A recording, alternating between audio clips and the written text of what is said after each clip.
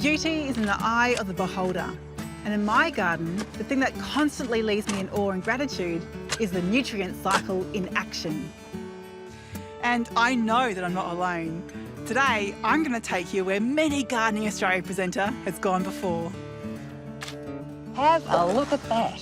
Whoa, that is really, juicy, nearly good enough to put on your muesli. I make my own liquid feed from chook poo. And then we've got some cow manure. Manure, or as my granddad used to call it, dung. Now, I love chook manure. The smell of it is a real pong. But let's face it, anything that smells like that has got to be really good for your garden. Just ask the manufacturer. So much so that we've developed a bit of a reputation over the years. Look at this goat dropping. It's meaty and it's full of texture, and when you mix it with the cow or the horse dung and the chicken excrement, it really stinks. But the gardens love it, and so do I. And it's great on your roses, and it's great on your strawberries, especially with a little scoop of ice cream. But it's a stereotype we embrace. Manure is an almost magical ingredient for our soils. It improves structure and drainage and adds essential nutrients for our plants. So let's all take a big deep breath and get on with it, because it's worth it. It can be helpful to divide manure into two groups, hot and cold, which generally relates to how strong and nitrogen rich they are. Hot manures are high in nitrogen, which breaks down quickly in the compost pile and generates a lot of heat in the process.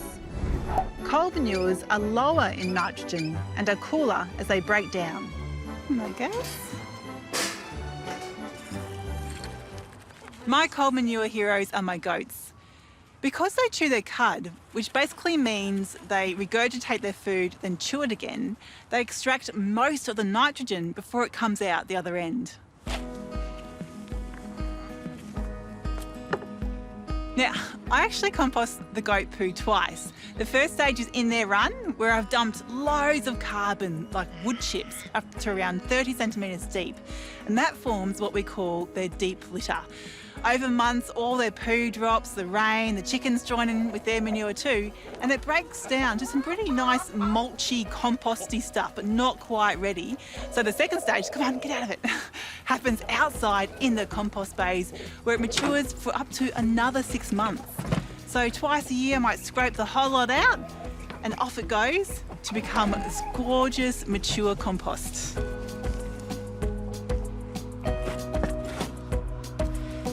At my place, it's the chickens and ducks that bring the heat. I like to think of hot manure as strong manure.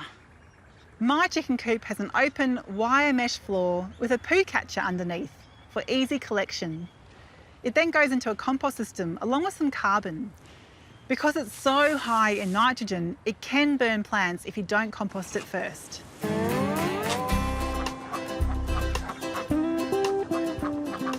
Duck poo is also super potent. My ducks love to poo in their pond, which is an old bathtub. Every couple of days I empty it and the pipe runs underground to my feijoa shrubs downhill. So basically I'm fertigating them, which means fertilising and irrigating at the same time. As a result, I've got some pretty good feijoa crops. Importantly though, you would never run it onto non-edible trees or shrubs because it's just too strong for them. So choose carefully which plants you apply this stuff to and share the love around. Another strong manure is horse, but be prepared to compost it and be patient. It can contain harmful, long-acting pesticides and insecticides that take 2 to 3 years to break down before the manure can be safely used in the garden. And look, if you're lucky enough to have some unicorn poo, I reckon that would be pretty magical for your garden as well. There's another group of manure that's worth mentioning. I'll call it proceed with caution poo. Pig, dog, cat, and of course, even human manure can be composted. Lots of my friends use composting toilets, where they use really simple systems to save all the water. So basically, any poo in this category may contain unwanted traces of medicines or pathogens. And because of this, we compost it separately and always return it to non-edible gardens. And despite the fact you do need to handle it more carefully, there are plenty of environmental reasons to start. Composting dog poo does still return nutrients to the soil, but this one for me is more about keeping it out of landfill. Anything high in nitrogen, like food waste or manure, releases methane gases when it breaks down in landfill. So compost it if you can. I compost Ollie's poo in a separate compost bin with plenty of carbon material. But deworming medication can kill the worms in your soil too. So put dog poo in the rubbish bin for the first week after your dog has had a treatment. A few very important safety reminders for handling manure. Wear gloves and wash your hands thoroughly. If the manure is dry and dusty, wear a mask and wet it down. Always give your veggies a good wash when you bring them inside. Okay, for a little palate cleanser, I'm going to finish off with one last type of manure. Green manure is the process of feeding the soil and not yourself. Here I've got a blend of seeds, including broad beans, lupins, mustard seeds and annual crimson clover. I'm going to sow the whole lot really thickly across the bed and it's going to grow quite nicely, but I'm going to chop it down and return it to the soil before it flowers. Just like animal manures, green manure can help improve soil structure and increase nutrients.